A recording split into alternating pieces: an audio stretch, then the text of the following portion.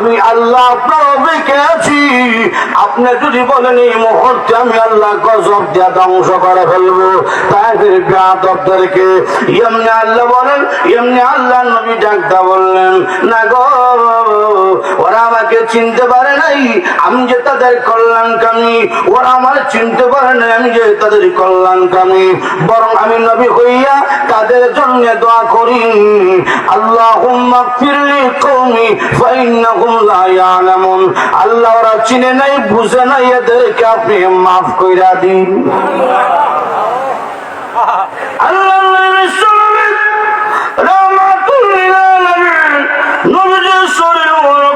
চাদর চাদর খানা দিলেন যায়েদ ইবনে হারেসার কাছে দিয়া বলছেন, যায়েদ নাও, রক্তকে পড়তে দিও না, চাদর দিয়া রক্তকে মুছতে থাকো। সুবহানাল্লাহ জোরে বল। হযরত যায়েদ ইবনে হারেসা রাদিয়াল্লাহু আনহু চাদর মোবারক দিয়া রক্তকে মালিশ করে মুছতেছেন।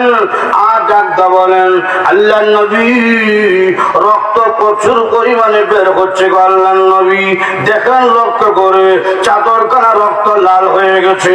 গো আল্লাহর নবী আর রক্ত মরক চাদর চোষণ করবে না নবী গো, আর চাদর তো রক্ত চোষণ করে না। এমনি আল্লাহর হাবিব রাহমাতুল লিল আলামিন হাত মরক দেয়া রক্তকে মালিশ করে, রক্ত মালিশ করে যেন রক্ত জমিনের মধ্যে না পড়ে। যায়েদ বলছেন, গো আল্লাহর নবী আপনি যে রক্ত মালিশ করেন, জানতে চাই মালিশ করলে কি রক্ত আবার ভিতরে প্রবেশ করবে? রাসূল একটা বলেন, ও যায়েদ এটা আমিও জানি, রক্ত মালিশ করলে আর ভিতরে প্রবেশ করবে না, কিন্তু কেন আল্লাহর নবী মালিশ করেন? নবীজি ডাকদা বললেন, যায়েদ মালিশ করি কেন জানুনি? তাইফের যুবকরা আমাকে চিনতে ভুল করলো, তাইফের মাটি আমি নবী রক্ত চিনতে ভুল করবে না। যদি এক ফোঁটা রক্ত জমিনের মধ্যে পইরা যায় তাহলে জমিনে কম্পন শুরু হয়ে যাবে, ভূমিকম্প শুরু হয়ে গেলে বিমান কাফেররা সব ধ্বংস হয়ে যাবে। আমি চাই না রে এই জাতি যেন আমার রক্তের কারণে ধ্বংস হয়। যেরকম না সুবহানাল্লাহ। দেখুন যে কথা বলতেছিলাম, সূরাতুল ফাতিহার একটা নাম হলো সূরাতুল শিফা। এটা হলো একটা ঔষধের সূরা, সব রোগের ঔষধ আল্লাহ ঢুকে রাখছে সূরার মধ্যে। ভাই আমার লক্ষ্য করে দেখুন, এই সূরা এমন একটা সূরা, নবীজি বলেন কোন বান্দা বান্দি যদি নামাজে দাঁড়াইয়া সূরাতুল ফাতিহা তেলাওয়াত করা শুরু করে, সঙ্গে সঙ্গে আল্লাহ রাব্বুল আলামিন তার উপরে রহমত বর্ষণ শুরু করে দেয়। এই জন্য আল্লাহ নবী রহমাতুল লিল আলামিন যেদিন দুনিয়া জমিন থেকে বিদায় হয়ে যাবে, বিদায় হওয়ার আগের দিন আল্লাহ নবী রহমাতুল লিল আলামিন আম্মা আয়েশা সিদ্দিকা রাদিয়াল্লাহু আনহার হুজরা শরীফে নবীজি অবস্থান করেন। আল্লাহ নবী রহমাতুল লিল আলামিন ডাকতে বললেন, আয়েশা আজকে এসব নামাজ আমি ইমামতি করতে পারবো না। আয়েশা গো তোমার বাবা আবু বকর সিদ্দিককে বলো, আবু বকর সিদ্দিক যেন নামাজে ইমামতি করে।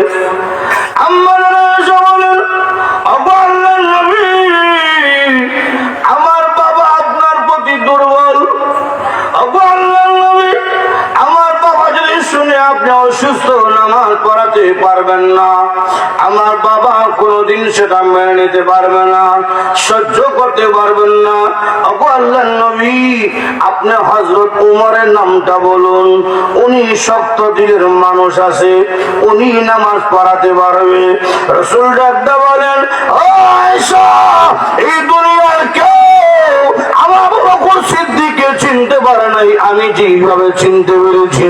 আবু আয়েশা তোমার বাবাকে আমি মুহাম্মদ যেভাবে চিনতে পেরেছি আর কেউ এইভাবে চিনতে পারে নাই। আবু বকর সিদ্দিক ছিলেন নবীজির 24 ঘন্টার বন্ধু। আবু বকর সিদ্দিক ছিলেন ছিলেন নবীজির 24 ঘন্টার বন্ধু, বাল্যকালের বন্ধু, যৌবনকালের বন্ধু, বৃদ্ধকালের বন্ধু, হিজরতের সাথী, গাড়ি সুরের সাথী, বদরের সাথী, খন্দকের সাথী, উহুদের সাথী। জোরে করে সুবহানাল্লাহ। আবু বকর সিদ্দিক সম্পর্কে আল্লাহ রাব্বুল আলামিন বলেছেন, মুহাম্মাদুর রাসূলুল্লাহ ওয়াল্লাযীনা মাহু, মুহাম্মাদুর রাসূলুল্লাহ ওয়াল্লাযীনা মাহু, আমার নবীর সাথে যিনি, মাহু হু দ্বারা আবু বকর সিদ্দিক আল্লাহ বলেছেন, নবীজির সাথে যিনি, তিনি হলো আবু বকর সিদ্দিক। উহুদের মধ্যে নবীজির সাথে যিনি, তিনি হলো আবু বকর সিদ্দিক। বদরে যিনি নবীজির সাথে, তিনি হলো আবু বকর সিদ্দিক। হিজরতের রণনীতি যিনি নবীজির সঙ্গে, তিনি হলো আবু বকর সিদ্দিক।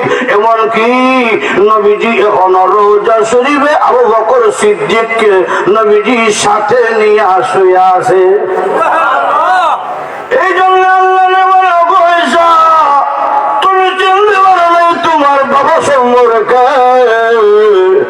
আবু বকর যেভাবে নবীর প্রতি দুর্বল, ঠিক তেমনি ভাবে নবীর আদেশ মানার জন্য ওই রকম শক্ত। তোমার বাবাকে ইমামতি করার জন্য এমনি আল্লাহ নবী রাহমাতুল লিল আলামিনের পক্ষ থেকে বলা হইল, আবু বকর আপনি নামাজ পড়ান। সাহাবায়ে কেরাম আবু বকর সিদ্দিক রাদিয়াল্লাহু আনহু ইমামতিতে এশার নামাজ আদায় করবেন। ওই মুসল্লার মধ্যে আবু বকর সিদ্দিক দাঁড়াইছেন নামাজের ইমামতি করার জন্য। যেই মুসল্লায় নবীজি নামাজে দাঁড়াই, যেই মুসল্লায় দাঁড়াইয়া নবীজি ইমামতি করতেন, এটা তো সাধারণ কোনো জায়গা না। এই জায়গার মধ্যে আমি আবু বকর কেমনে দাঁড়াই, তিনি কান্না রোল করে দিলেন। মসজিদের মধ্যে একটা কান্না রোল বোঝা গেল। আর মনে হয় নবীজির পিছনে নামাজ পড়া হবে না, নবীর পিছনে মনে হয় নামাজ পড়ার কোনোদিন হবে না।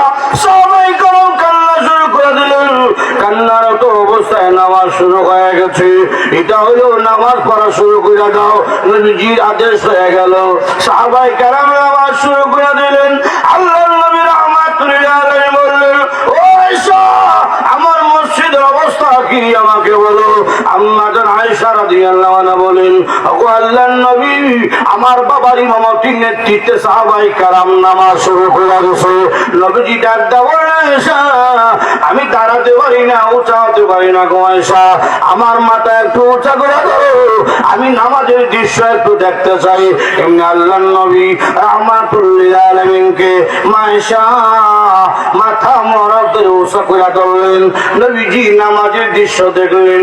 জি মাত্র নামাজের দৃশ্য দেখেছে, আল্লাহ রাহমাতুল লিল আলামিন মুস্কি হাসি দিলেন। আবার চোখের পানি সে কান্না শুরু করলেন। এমনি আম্মা জান আয়েশা বলেন, ওগো আল্লাহর নবী, নামাজের দৃশ্য দেখে কেন আপনি মুস্কি হাসি দিলেন, আবার কান্না করলেন? নবী গো, আপনি মুস্কি হাসি দেন, এটা আমার সারা জীবনের কাম্য, আবার কান্দেন কেন? আল্লাহর নবী বিশ্ব নবী রাহমাতুল লিল আলামিন বলেন, ও আয়েশা, মুস্কি হাসি দেওয়ার কারণ হলো এই নামাজ জামাতে কায়েম করার জন্য আমি উহুদের ময়দানে দান শহীদ করছি, তায়েফের ময়দানে আমি রক্ত দিছি। এটা অন্য কোনো কারণে নয়, আল্লাহর গোলামি প্রতিষ্ঠিত করার জন্য।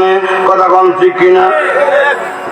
আল্লাহর রাসূল রাহমাতুল লিল আলামিন কি পরিমাণ রক্ত দিয়েছেন তায়েফে। নবী যখন বউ পরা আশা নিয়ে চলে গেলেন তায়েফে, তায়েফ বলে ওই জায়গা, যে জায়গা নবীজি অতিবাহিত করেছেন ছোট বয়স, ওই জায়গার মধ্যে নবীজি চলে গেলেন, গিয়ে ডাক দিলেন, আইয়ুহান নাস, হে লোক সকল বলো, লা ইলাহা ইল্লাল্লাহ, জোরে জোরে লা ইলাহা ইল্লাল্লাহ, লা ইলাহা ইল্লাল্লাহ, লা ইলাহা ইল্লাল্লাহ, মুহাম্মাদুর রাসূলুল্লাহ সাল্লাল্লাহু আলাইহি ওয়াসাল্লাম। আল্লাহর রাসূল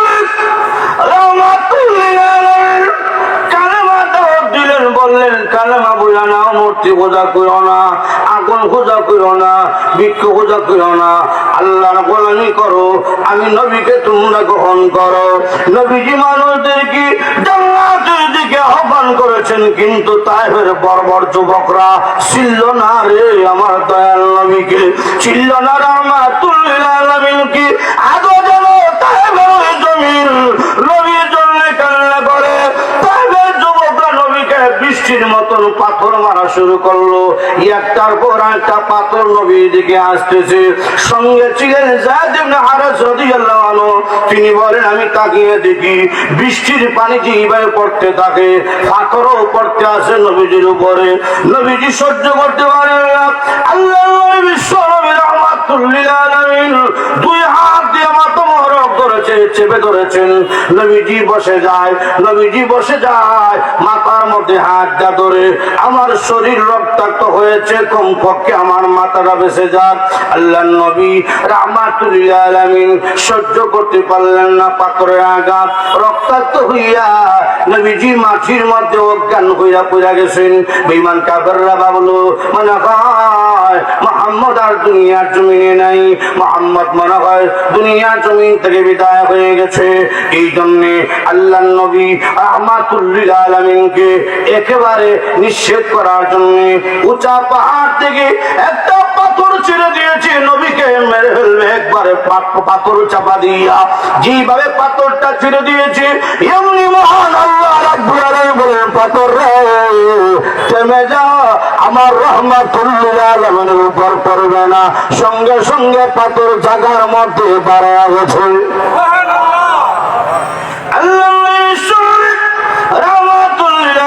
অজ্ঞান হইয়া পড়ে গেছেন, কাফেররা চলে গেল।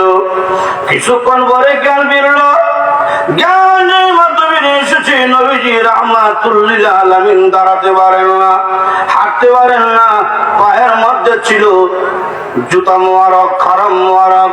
সামাইলি তিরমিজি মধ্যে উল্লেখ করেছেন নবীজি পায়ের চামড়া মোবারক এবং খারাম মোবারক, রক্ত মোবারক একেবারে চোট লাগিয়া গেছে। আল্লাহ রাহমাতুল লিল আলামিন আমি কথা বলতে পারি না, দাঁড়াতে পারি না, একটু বিশ্রাম নিব, বিশ্রামের জায়গা কইয়া দাও। একই গতির খেজুর বাগানে নিয়ে গেলেন। আল্লাহর নবী খেজুর বাগানের ছায়ার মধ্যে বৈশাখ ঘুমিয়ে পড়লেন। নবীজির জ্ঞান যেই মাত্র ফিরল, এমনি আল্লাহ নবী আকাশের দিকে হাত উঠাইয়া চোখের পানি সেরা কান্না শুরু করলেন। ও রব্বুল আলামিন, আমি কালেমা দাওয়াত দিলাম, ওরা যে আমারে মারলো, এখন বলেন আমি কার কাছে যাবো? সন্তান যখন মার খায়, বাবা থাকলে বাবার কাছে বিচার দে, আমার যে বাবা নাই, অথবা মা থাকলে মার কাছে বিচার দে, আমার যে মা নাই, অথবা দাদা থাকলে দাদার কাছে বিচার দে, আমার যে দাদাও নাই, অথবা গোষ্ঠীর লোকদের কাছে বিচার দে, আমার যে গোষ্ঠীর লোকেরাও দুশ্মন হয়ে গেছে।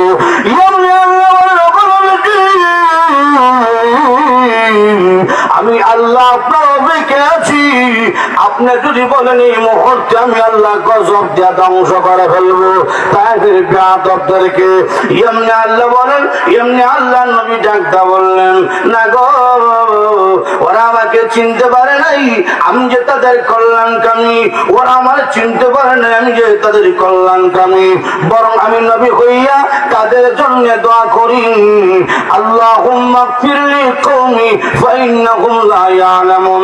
আল্লাহ ওরা চিনে নাই, বুঝে নাই, এদেরকে আপনি মাফ কইরা দিন। আল্লাহ রাহমাতুল লিল আলামিন নবীজির শরীর মোবারক ছিল চাদর, চাদর খানা দিলেন যায়েদ ইবনে হারেসের কাছে দিয়া বলছেন যায়েদ নাও, রক্তকে পড়তে দিও না, চাদর দিয়া রক্তকে মুছতে থাকো। সুবহানাল্লাহ জোরে বল। হযরত যায়েদ ইবনে হারেস রাদিয়াল্লাহু আনহু চাদর মোবারক দিয়া রক্তকে মালিশ করে মুছতেছেন। আর ডাকদা বলেন আল্লাহর নবী, রক্ত প্রচুর পরিমাণে বের হচ্ছে গো আল্লাহর নবী। দেখেন লক্ষ্য করে চাদরখানা রক্ত লাল হয়ে গেছে গো আল্লাহর নবী। আর রক্ত মরক চাদর চোষণ করবে না নবী গো। আর চাদর তো রক্ত চোষণ করে না। এমনি আল্লাহর হাবিব রাহমাতুল লিল আলামিন হাত মরক দেয়া রক্তকে মালিশ করে, রক্ত মালিশ করে যেন রক্ত জমিনের মধ্যে না পড়ে। যায়েদ বলছেন গো আল্লাহর নবী, আপনি যে রক্ত মালিশ করেন, জানতে চাই মালিশ করলে কি রক্ত আবার ভিতরে প্রবেশ করবে? রাসূল ডাকতে বলেন, ও যায়েদ, এটা আমিও জানি, রক্ত মালিশ করলে আর ভিতরে প্রবেশ করবে না, কিন্তু কেন আল্লাহর নবী মালিশ করেন? নবীজি ডাকতে বললেন, যায়েদ মালিশ করি কেন জানি? তাইফের যুবকরা আমাকে চিনতে ভুল করলো, তাইফের মাটি আমি নবী রক্ত চিনতে ভুল করবে না। যদি এক ফোঁটা রক্ত জমিনের মধ্যে পইরা যায়, তাহলে জমিনে কম্পন শুরু হয়ে যাবে, ভূমিকম্প শুরু হয়ে গেলে বিমান কাফেররা সব ধ্বংস হয়ে যাবে। আমি চাই না রে এই জাতি যেন আমার রক্তের কারণে ধ্বংস হয়। যেরকম না সুবহানাল্লাহ।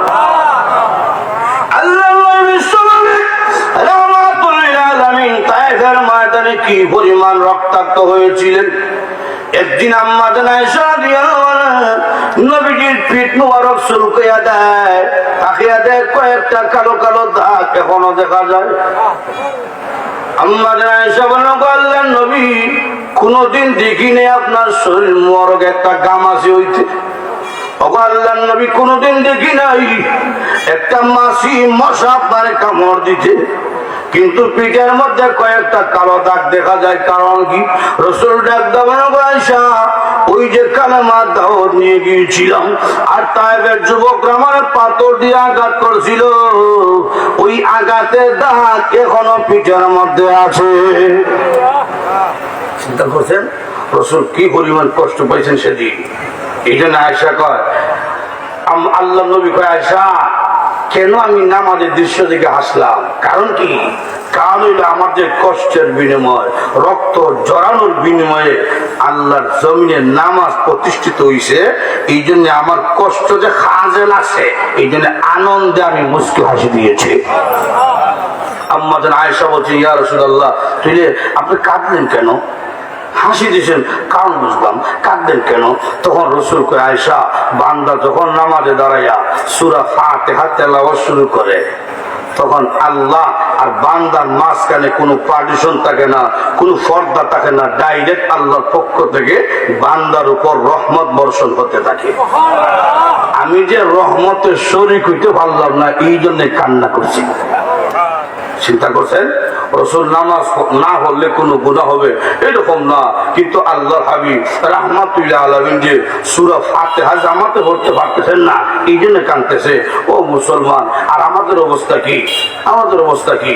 ফাতিহা পড়তে দিতে নামাজে ঠিক নেই, কথা বলছি কিনা? নামাজ নাই, রোজা নাই, সুদে ঘুষে আমরা, কথা ঠিক না? আরো যেরকম আজকে গোটা বিশ্বের মধ্যে অশান্তি কোন দুই কারণে অশান্তি। এক নম্বর, কোরআনের সাথে আমাদের সম্পর্ক নাই। দুই নম্বর, রাসূলের সাথে আমাদের সম্পর্ক নাই। যেরকম ঠিক না? কোরআনের সাথে সম্পর্ক যতদিন পর্যন্ত না আসবে, রাসূলের সাথে সম্পর্ক যতদিন পর্যন্ত না আসবে, আল্লাহর কসম কখনো এই জমিনে শান্তির আশা করা যায় না। কথা ঠিক না? আজকে এমন অবস্থা হয়েছে, রাসূলের সাথে সম্পর্ক নাই মানে রাসূলের সুন্নাত আমাদের মধ্যে নাই। দেখলে চিনবেন না হ্যাঁ একটা মুসলমান, দেখলে চিনা যায় না মুসলমানের সন্তান যে। অথচ নবীজি পৃথিবী থেকে বিদায় হওয়ার পরে সাহাবাই কারাম যখন কালেমার দাওয়াত নিয়ে বের হয়ে গেছে, চতুর্দিকে অপরিচিত কোন ব্যক্তি সাহাবাই কারামকে দেখলেই চিনতে পারত তিনি একজন নবীর সাহাবী। এইরকম আখলাক, এইরকম কথাবার্তা তাদের ছিল। আর আমাদের অবস্থা এরকম কেন? জিজ্ঞেস করেন, তোর নাম কি? নাম আমার রতন। তোর ভাইয়ের নাম কি? সফল। বোনের নাম কি? প্রিয়াঙ্কা।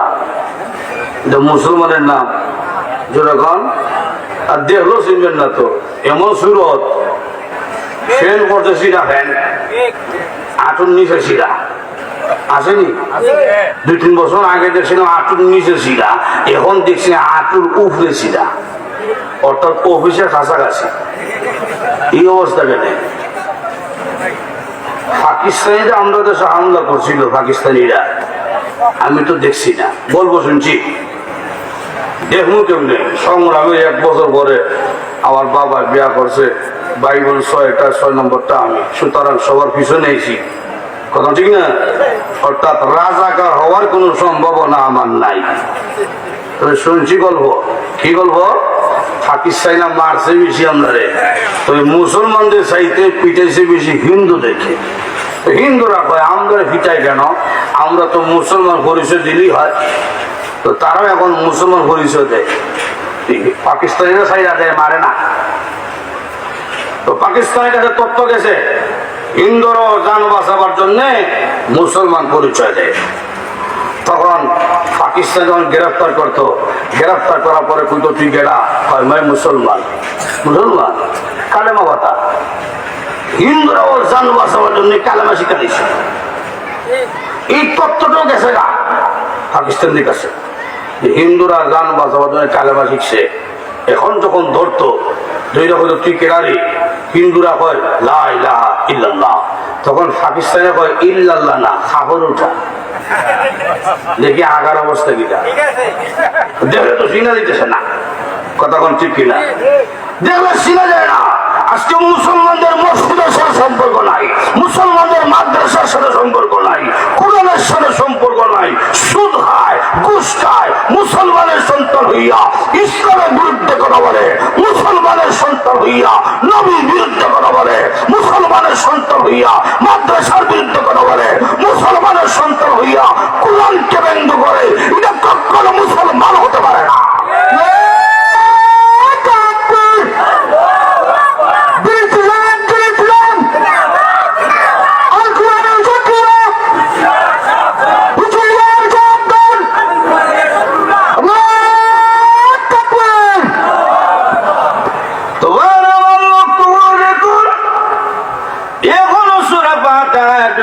এখন আসুন একটু ফজিলত এবং আয়াতে ঢুকি, সময় কম। সূরা ফাতিহার মধ্যে মহান আল্লাহ রাব্বুল আলামিন এমন বরকত, এমন আকর্ষণ রাখছে, যতই শুনে মজা শুধু বাড়তে থাকে। কথা ঠিক নেই, শুনতে শুনতে মজা কমে না, যতই শুনবেন ততই মজা লাগে, যতই শুনবেন ততই মজা লাগে। আপনাদের ফিরের বাজার মসজিদের ইমাম সাহেবের তেলাওয়াত দেখবেন এক মজা, খটার কোন মাদ্রাসায় গা দেখবেন আরেক মজা। গেছেন মৌলভীবাজার শহরে স্পিকারওয়ালা, বেটার কণ্ঠওয়ালা, ইমাম সাহেব 22 শহর, কথা ঠিক না? মেয়ে গাড়ি তুইল এমন বাসে না, ইমাম সাহেব রাত্রিরে যেমন বাসাবাসি করে, মোল্লার লম্বা টুপি না গোল টুপি, পাঞ্জাবি খাটা না ভাড়া, সব দেখে। এইটা তো আর একটি সহজ লেখা রাখছে, তেলাওয়াত শুনতেছে আরো মজা। বাইতুল মুকাররম হয়েছে, দেখা যায় আরো মজা। একবারে যখন গেছে হারাম শরীফে, উমরা ওয়া হজ করতে যখন গেছে, হারাম শরীফের তেলাওয়াত যখন শুনছে, তখন বুঝে যায় যেন আজকে সূরা নাজিল হয়েছে। হারাম শরীফের সামনে যখন নামাজ পড়ছি, ফজরের নামাজ, আমি হারাম শরীফে খানায় কাবা করে চত্বরে যখন একদিন ফজর নামাজ পড়ছি, প্রত্যেক দিনে তুই সূরা নামাজ শুনি, নিজে নামাজ পড়াই, কিন্তু যখন তেলাওয়াত শুনছি চোখ দা পানি পড়ছে, যেন বোঝা যায় নাজিল হইতেছে এখন মাত্র, যেন বোঝা যায় এখন শুনতেছি নতুন বুঝা। মজা কমে না, মজা বাড়ে, কথা কোন ঠিক কিনা? আর গান হাইটটা যায়, বুকটা আমার হাইটটা যায়। এক সময় কিন্তু হাটে ঘাটে দোকান ভাজা আসি, যেদিকে যেতে ভালো শোনা যায়, হাইটটা যায়, হাইটটা যায়। এখন ইটার মার্কেট আসেনি। এরপরে শুনলাম চাইলাম যারে পাইলাম না তারে, ইটাও এখন নাই। এরপরে শুনলাম ফতিরের জায়গা থেকে তোমার আশা, এখন ইটাও নাই, কথা ঠিক না? এরপরে শুনলাম মধু হই হই বিষ খাওয়াইলা, এটাও নাই। এরপরে শুনলাম খোলজাবির থেকে তালা মুখ ধরে, এটাও নাই। গত বছর গেছে খাসা বাদাম, এইটাও নাই। কিছুদিন আগে গেছে ফিরতমা, এইটাও নাই। কথা কোন ঠিক না? কিন্তু আল্লাহর কুরআন সূরা ফাতিহা প্রত্যেকদিন শুনতেছে ইমাম সাহেবের তেলাওয়াত, প্রত্যেকদিন। কথা ঠিক না? মুসল্লিরা শুনতেছে, কিন্তু আজ পর্যন্ত কোন মুসল্লি কইল না ইমাম সাহেব প্রত্যেকদিন এই সূরা শুনতে শুনতে আর ভালো লাগে না, বদলাইয়া বলেন। কইছে নি? কইছে? কয় না কেন? মজা আছে। কথা কোন ঠিক কিনা? মজা আছে। আলহামদুলিল্লাহি রাব্বিল আলামিন।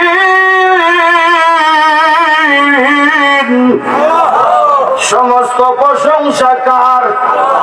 আরো জুড়ে আল্লাহ রাব্বুল আলামিন সূরাতুল ফাতিহার প্রথম আয়াত দিয়ে জাতিকে শিক্ষা দিবেন। শিক্ষা হইল, এ দুনিয়ার মানুষ রবের প্রশংসা করো। কার প্রশংসা? রবের। যিনি আমাকে সব দিচ্ছেন, যিনি আমার জন্য সব দিচ্ছেন, তার প্রশংসা হবে। কথা কোন ঠিক কিনা?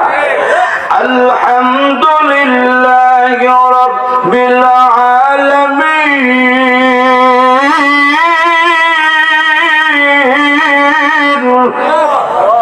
সমস্ত প্রশংসা কার? আলহামদুলিল্লাহ, আল্লাহর প্রশংসা। এই যে আলহামদুলিল্লাহ বললো, নবীজি বলেন আলহামদুলিল্লাহ বলা এমন একটা ফজিলত। যদি কোনো মানুষ খাইবার সময় কয় বিসমিল্লাহ, খাবার শেষে কয় আলহামদুলিল্লাহ, বিসমিল্লাহ আর আলহামদুলিল্লাহর মাঝখানে বান্দা বান্দি যা খাইলো কিয়ামতের কঠিন ময়দানে মহান আল্লাহ এর হিসাব চাইবেন না। এই জন্য খাইবার সময় কি বলবেন? কলা খাইবার সময়, আপেল খাইবার সময়, যেরকম পানি খাইবার সময়, সুদ খাইবার সময়, আছে তো বিসমিল্লাহ আলহামদুলিল্লাহ মাঝখানে যা খাইব এর হিসাব নিতাম না, হিসাব মাফ করে দিব। এই জন্য আল্লাহ রাব্বুল আলামিন প্রথম আয়াতে রবের পরিচয় দিলেন। রব তামাম পৃথিবীর পাল্লেওয়ালার প্রশংসা তোমরা আদায় করো। এখন আলহামদুলিল্লাহ বলে খাইলাম, আলহামদুলিল্লাহ বললাম খাবার শেষে, এটা বললে শুধু শুকর গুজার হওয়া যায় না। দুনিয়ার মানুষ নামাজের মাধ্যমে রক্ত স্বীকার করো, ব্যবসার মাধ্যমে রক্ত স্বীকার করো, নামাজের মধ্যে দাঁড়াইয়া আলহামদুলিল্লাহ রাব্বিল আলামিন বললো, রুকুর মধ্যে গিয়া সুবহান রাব্বিয়াল আযীম বললো, সিজদার মধ্যে গিয়া সুবহান রাব্বিয়াল আলা, দাঁড়াইয়া রব স্বীকার করলো, রুকুর মধ্যে গিয়া রব স্বীকার করলো, সিজদার মধ্যে গিয়া যে ব্যক্তি রব স্বীকার করলো, আল্লাহ রাব্বুল আলামিন বলেন কিয়ামতের কঠিন ময়দানে আমি আল্লাহ বিনা হিসাবে জান্নাত দান করে দিব। এই জন্য রব স্বীকার করা, আমাদের রবকে আরো যেরকম আল্লাহ পাক আল্লাহ না কইয়া এই রব আনলেন কেন? যে গোটা পৃথিবীর ফালনেওয়ালা, এই ফালনেওয়ালা করেন কেন? আল্লাহ বলে রব হইল তিনি যার কাছে চাইতে হয় না, চাওয়ার আগে যিনি দেয় তিনি হইল রব। আমরা হাত দেওয়ার জন্য আল্লাহর কাছে চাই নাই, পা চাওয়ার জন্য চাই নাই, দাঁত দাও চাই নাই, চোখ দাও চাই নাই, চাওয়ার আগে দিছেন কে? আরো দিলে শুধু দিছেন তা না, যেইভাবে দিলে আমাদের ফায়দা হবে ওইভাবে দিছেন। সুবহানাল্লাহ। প্রতিটা নিয়ামত, দুইটা হাত সমান, দুইটা পা সমান, একটা পা দিতেন হাত লম্বা, আর একটা পা দিতেন 3 হাত লম্বা, তখন আমার বান্দার কাঁধের মধ্যে বোঝা নিয়ে হাঁটতে পারতো না। কথা ঠিক না? দেখছেন নি, হাতের নখ লম্বা হয়, পায়ের নখ লম্বা হয়, সপ্তাহ সপ্তাহ হাঁটতে হয়। হাত পায়ের নুকের মতন মুখের ভিতরে দাঁতও লম্বা হইতে থাকতো। গয়ে গেছে কিছুই নদী সব শেষ। এই জন্য আল্লাহ এই দাঁত তো এরকম ছিল না, ছোট ছিল। একটা জায়গার মধ্যে আওয়ার পরে আল্লাহ বলতেন থাইমা যা, এই তামার মধ্যে হুকুম কার? আরো যেইভাবে দিলে আমরা ফায়দা ওইভাবে দিছেন। দেখছি চৌক দিছে, চৌকের পর্দাও দিছে দুইটা লাগাইয়া, দরজা, এটা দরজা আলিশান, এটা দিছে কেনে? যখন হাঁটমু আমরা তো সেটা ধুলাবালুর অভাব নাই, যখন হাঁটবে ধুলাবালুর জন্য চৌকে না করে এইভাবে এমন ভাবে ফিট করছেন ধুলাবালু দেখতে দেরি, দরজা অটোমেটিক বন্ধ হইতে দেরি হয় না। আমি ঠান্ডাটা বন্ধ করতে হয় না, এমনি বন্ধ হয়ে যায়। আলহামদুলিল্লাহ রাব্বিল আলামিন।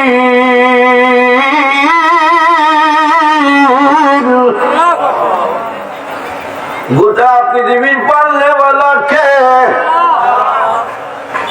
চিনি রব কেন চাইতে হয় না, চাওয়ার আগে যিনি সব দিছে তিনি হইল রব। কথা বল ঠিক না? 2 নম্বর হইল রবের ব্যাখ্যা হইল ও দুনিয়া মানুষ যা দিছি সব ফ্রি দিছি, বিল দিতে হয় না, বিল দিতে হয় না। এই যে চোখ যা দেখতেছি কোনো বিল নাই, পা দিয়ে হাঁটতেছি কোনো বিল নাই, না দিছেন? হাঁটতে গিয়া কত জোড়াতে স্যান্ডেল কিনছি হিসাব নাই, কিন্তু হাঁটতে গিয়া খাওয়ার চামড়া কিতা বদলাইছি, ফ্রি দিছি, ফ্রি। আকাশ দিলাম 7 বানাইয়া ফ্রি, চন্দ্র দিলাম ফ্রি, আলো বাতাস ফ্রি। কেন? আমি হইলাম রব। কেন? আল্লাহ রব। কিন্তু আমরা এমন ভাবলি আল্লাহ দিছে, আল্লাহ চাইতে দিলি দিলে দিলি না, কিন্তু আমরা আল্লাহর কাছে না চাইয়া খাজা বাবার কাছে গিয়ে চাই। কথা ঠিক না? এখানে কে হয় আল্লাহ তোমার, এখানে কে হয় বাবা তোমার দরবারে কেউ ফিরে না খালি হাতে আসেনি, ইমান থাকতো না। আল্লাহ তো রসুলে দিয়া গেলেন, আল্লাহ গাইব হইয়া, রসুলের দল খাজার দিয়া গেলে রসুল ওয়াকির হইয়া। আল্লাহ গাইব, রসুল হকি, তুই আল্লাহ এবং রসুল কোন খাবেরই না। এরপরে কয় রসুলের দল খাজার ভাইয়া বসে গিয়া আদমি রে কেউ গিয়া না খালিয়াতে বাবা তোমার দরবারে ভূতার লোক ইমান গেছে গা। তোমার তো বলা উচিত ছিল আল্লাহ তোমার দরবারে কেউ ফিরে না খালিয়াতে, ঠিক নেই? বাবা তোমার দরবারে প্লেট নিয়ে দৌড়াদৌড়ি করে, সিন্নি একটু কম হইলে কিলা কিরি দুম পরে। দেখো উল্টো হল্টো করে মন নষ্ট করিস কিনে। আল্লাহ বলে সাইতে দিলি দিতে দিলি না। 2 নম্বর হইল চাওয়া লাগে না, চাওয়ার আগে সব দেই, এর নাম হইল আমি রব। কথা বলে ঠিক না? আল্লাহ আমাদের প্রত্যেককে রবের গোলামি করা তাওহীদ যেন দান করে, সকলে বলি আমিন।